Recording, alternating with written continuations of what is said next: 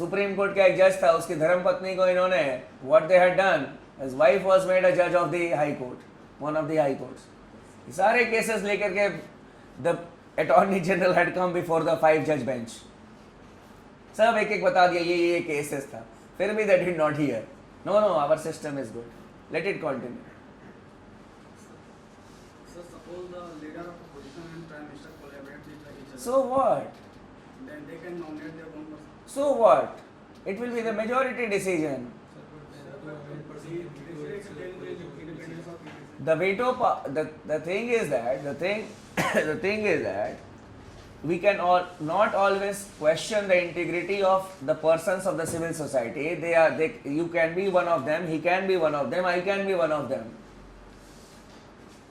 Why we should consider, let the system work first, let the cases come, and how you people can say that okay, you will do the partition things, what you were doing now. What you were doing now? You had appointed a person in Calcutta High Court as a judge who as a receiver had taken the money but he had not deposited in the state exchequer. Justice Soumitra Sen. What you had done? There are a lot of cases. So what you people were doing at that point of time?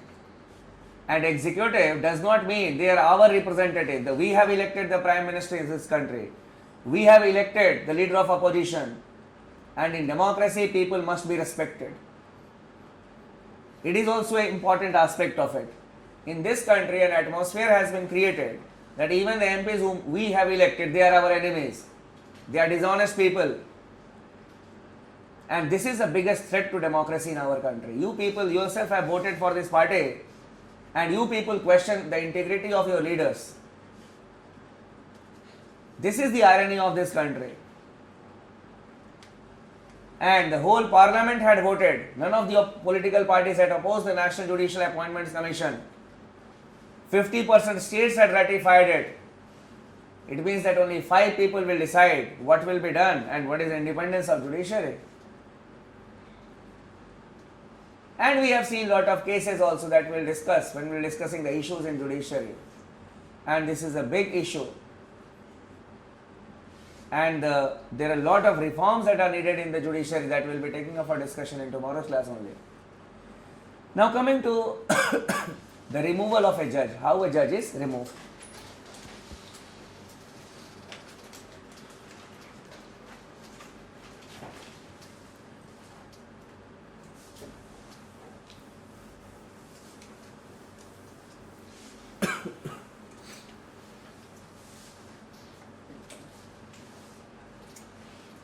Article 124, Clause 4.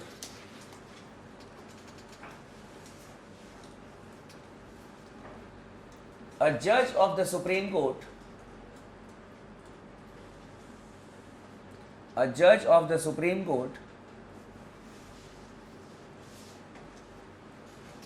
is removed by the President,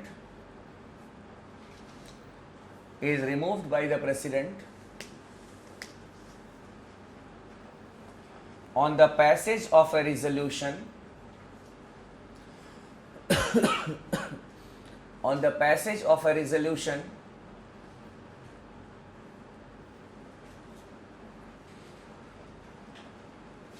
by the Parliament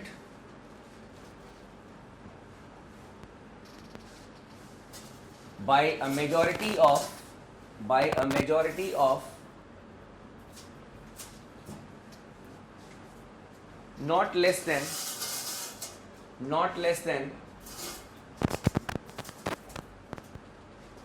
2/3 of the members,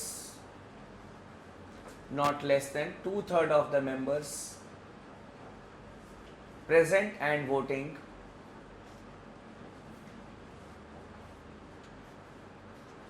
and absolute majority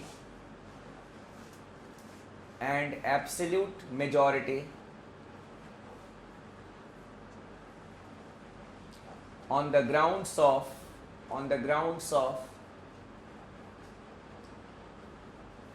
proved misbehavior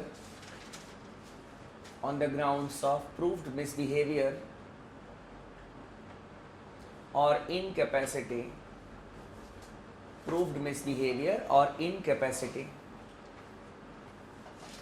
Underline certain words here. First, removed by the president. Then the majority required, not less than 2/3 of the members present and voting, and the absolute majority. It is the same majority which is required for the amendment of the constitution. And then the grounds, proved misbehavior or incapacity.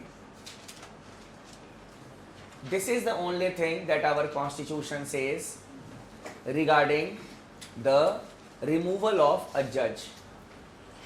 So when the judge will be removed by the president, if the parliament will pass a resolution to that effect, and the ground is proved misbehavior or incapacity. This is an incomplete article.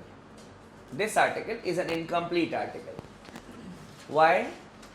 Because it is silent on the technical aspects of the process, that in which of the houses such a resolution will be introduced first, how many members will be supporting it at the time of introduction, then how the misbehavior or incapacity can be proved. कहीं नहीं लिखा है, it is silent on that. So we have got another article, article number 124 clause 5. लिख लो. Article 124 clause 5 authorizes the parliament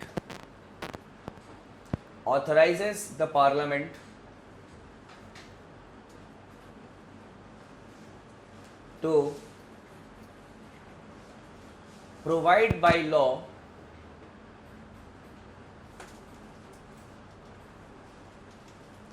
the way in which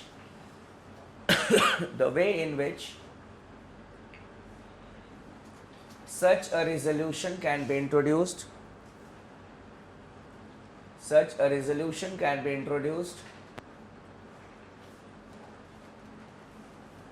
and passed, and the proof of misbehavior or incapacity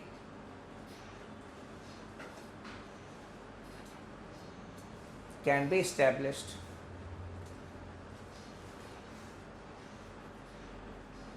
Misbehavior or incapacity can be established.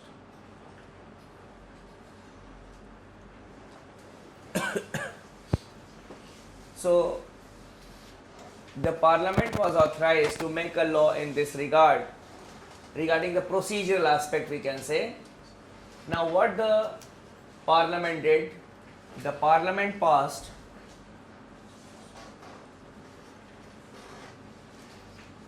the Judges Inquiry Act,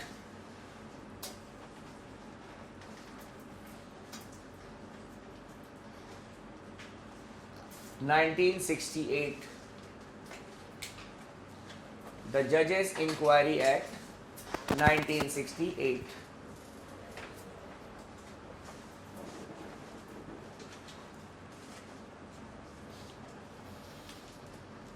So in this Judges Inquiries Act, the procedure has been written down. It is an act made by the parliament. You can write in points.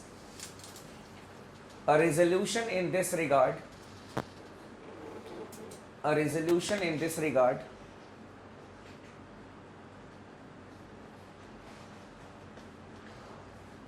can be introduced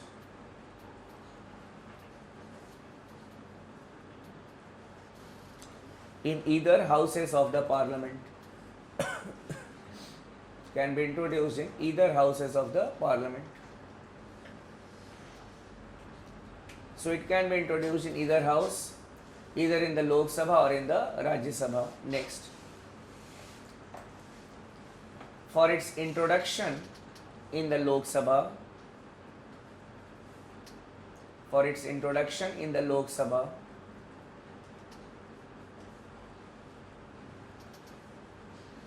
the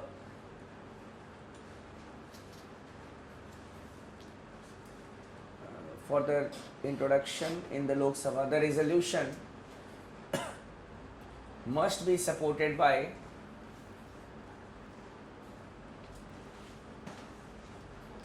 at least 100 members of the House, at least 100 members of the House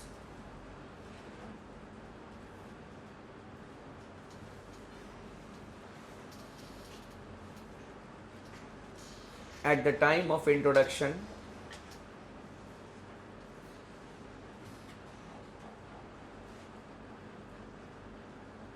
and in case of Rajya Sabha,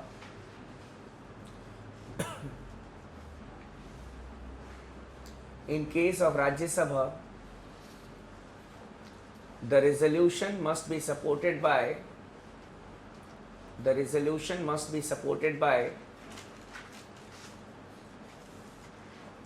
at least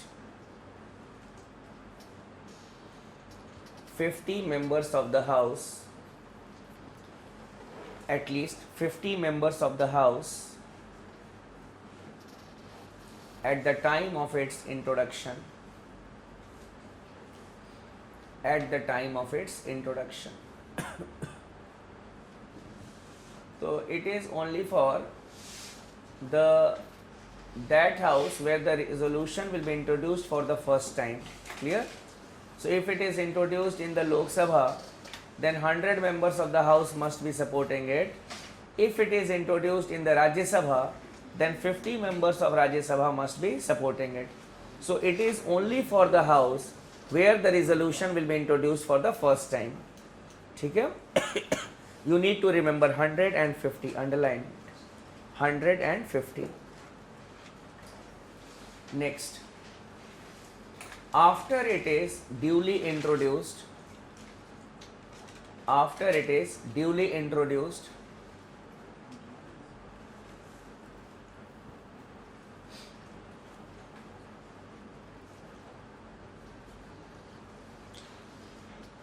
the presiding officer of the concerned house,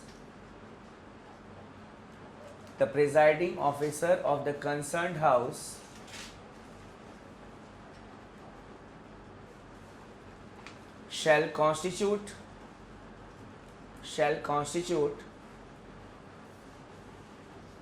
a three-member judicial committee,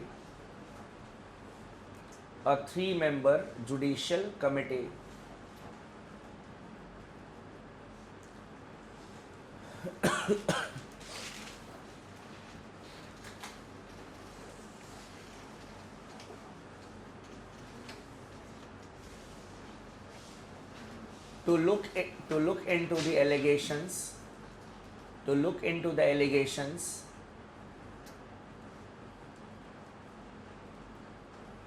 against the judge. Against the judge.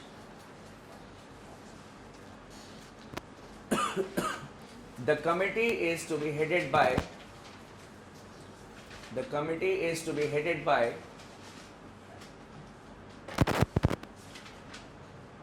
a sitting judge of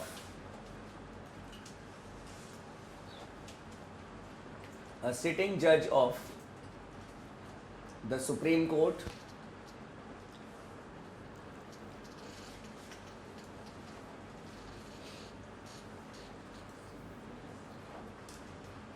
the second member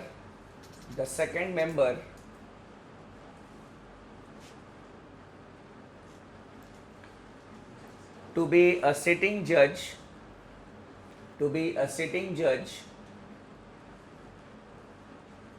of the Supreme Court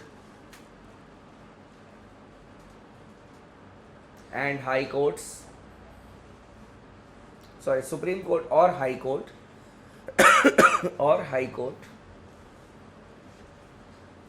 and the third member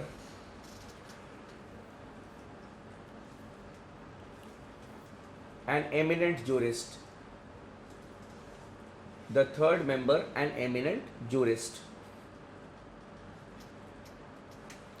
Eminent jurist means a person having a knowledge of law He can be a retired judge also, or he can be a senior advocate also of the Supreme Court or High Court, as the presiding officer of the House decides. So this is the 3-member committee which is constituted. It looks into the allegations against the judge of the Supreme Court, and then it gives the report. And on the basis of this report, basically the recommendation is ought to be removed and ought to not to be removed. And on the basis of that report, generally, then we go back to Article 124 Clause 4. The House where it was introduced, first of all, it will look into the matter, it will vote. After that House passes it, it will be transmitted to the next House. If the next House also passes it by the majority that we had discussed, then it will go to the President of India. Here you can write the next point. The concerned judge has the right, the concerned judge has the right to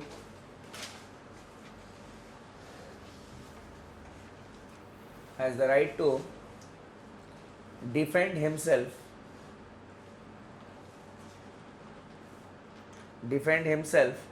before the committee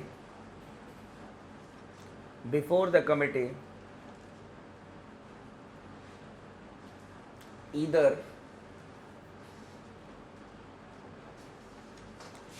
personally or through an advocate of his choice.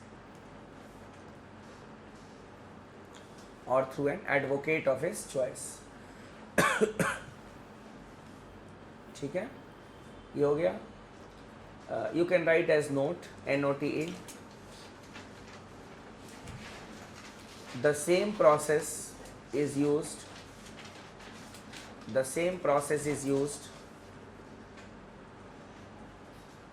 for the removal of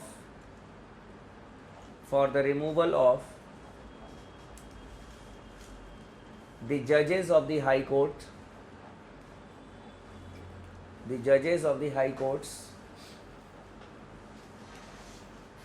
CAG, then Chief Election Commissioner, and the State Election Commissioner.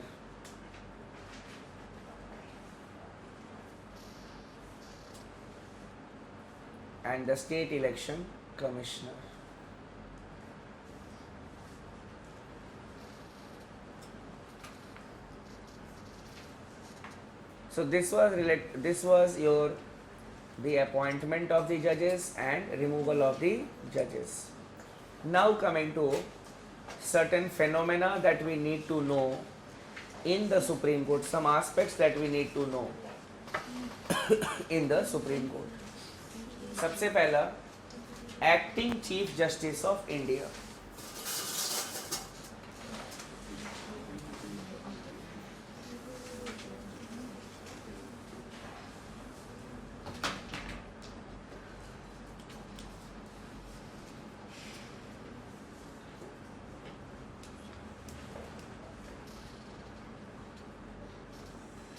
Acting Chief Justice of India.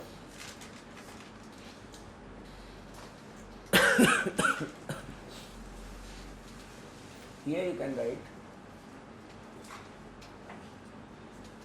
the acting CJI is appointed by the President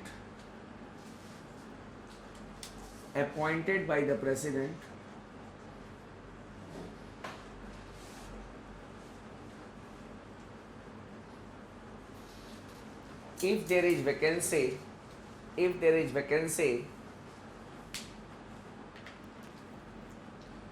in the office of the CJI, if there is a vacancy in the office of the CJI,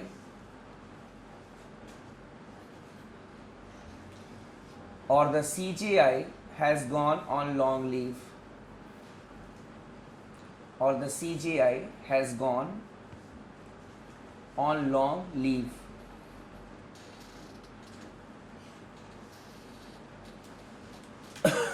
So one of the judges of the Supreme Court is appointed as the acting Chief Justice of India till the CGI is not appointed or he will not come back.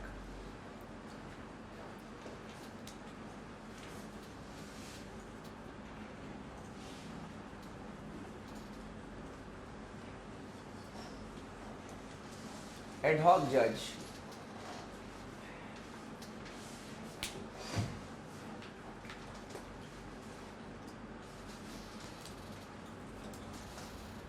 The CGI with prior consent of the president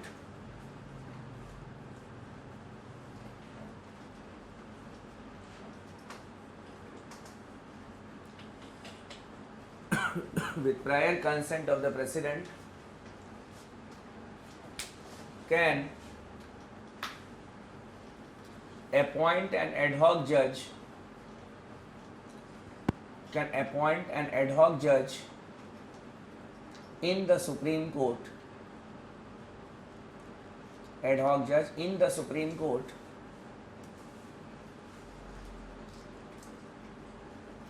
if there is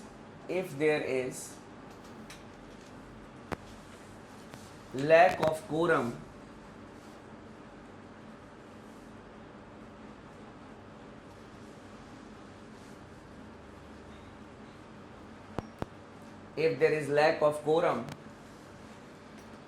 in the Supreme Court.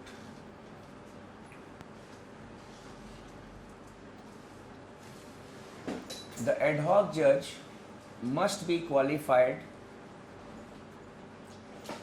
The ad hoc judge must be qualified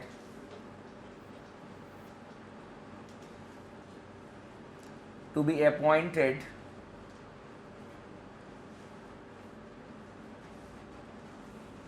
as judge of Supreme Court, as a judge of Supreme Court. So there may be some situations where the judges may have gone on leave and we may not be getting the quorum which is required for the benches. For example, a constitutional bench needs 5 judges. If we have got only 4 judges, so the judges may have gone on leave or the others.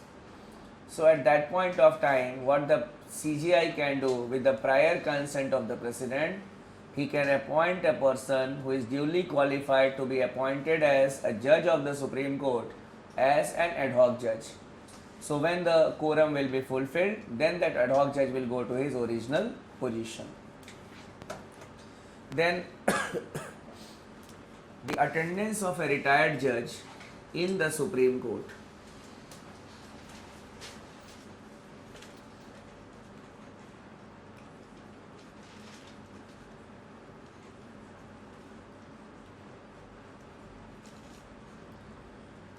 Attendance of a retired judge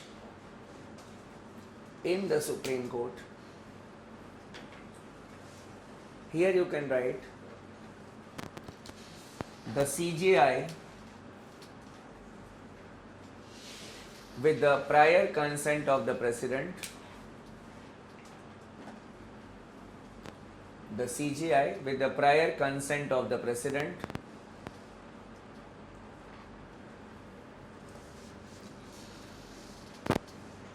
can invite or request in writing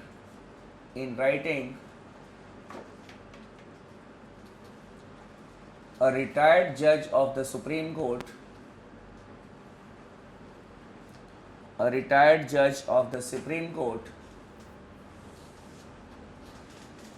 to sit and act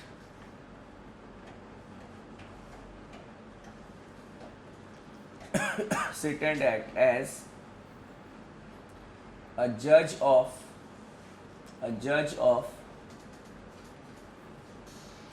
the Supreme Court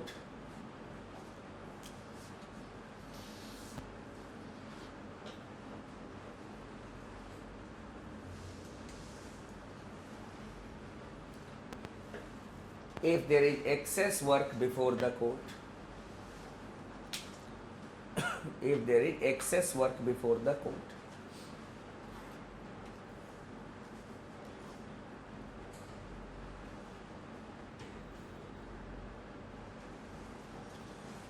So here a retired judge of the Supreme Court can be invited to sit and act as a judge of the Supreme Court.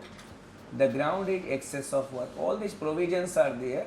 Ad hoc judges are appointed, they are not appointed is not a concern. The retired judge may be requested, may not be requested, it is not a concern. Obviously, till now they have not been appointed, but yes, we have got all the provisions in the constitution that the number of judges are fixed, but how to meet certain emergency situations. Now coming to, so you need to remember the words that I have written here, clear? These are the key words that are important from the prelims point of view. That is, who is to be appointed, the post, then who is going to appoint them, and then the grounds. Then coming to jurisdiction of the Supreme Court.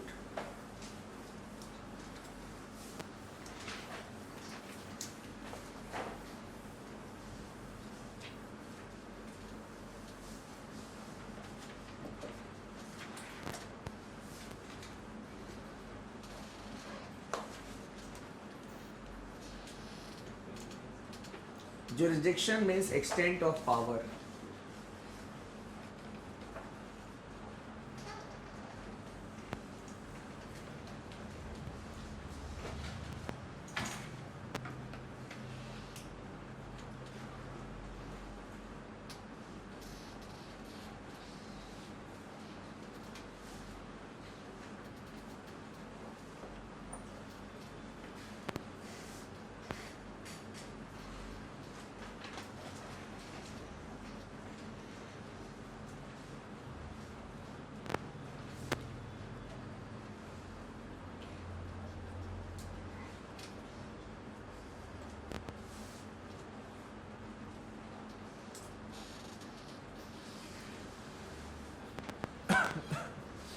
The jurisdiction of the Supreme Court can be analyzed under these heads. Coming first to the original jurisdiction. Original means that we are not supposed to go to any court in this country for certain types of cases.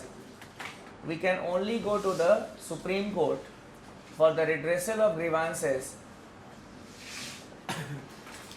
This original jurisdiction is federal in nature.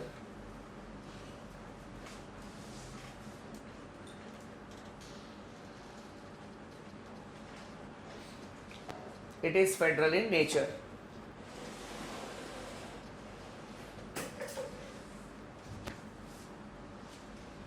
The Supreme Court is the sole arbiter of disputes. The Supreme Court is the sole arbiter of disputes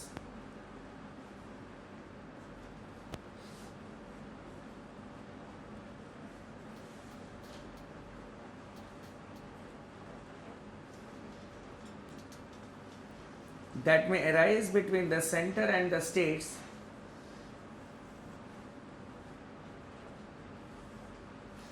or the states themselves.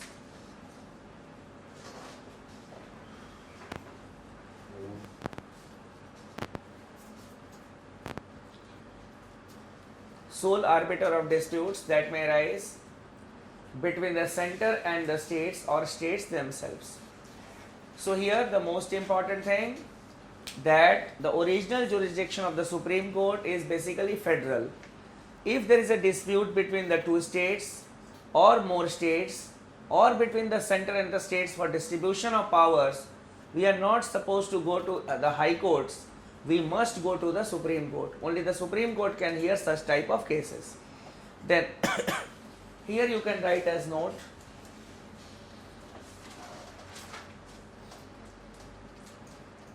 the interstate river water disputes, the interstate river water disputes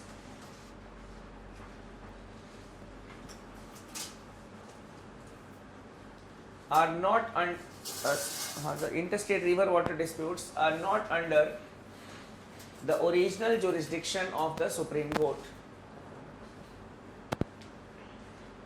Are not under the original jurisdiction of the Supreme Court. So if there is an interstate river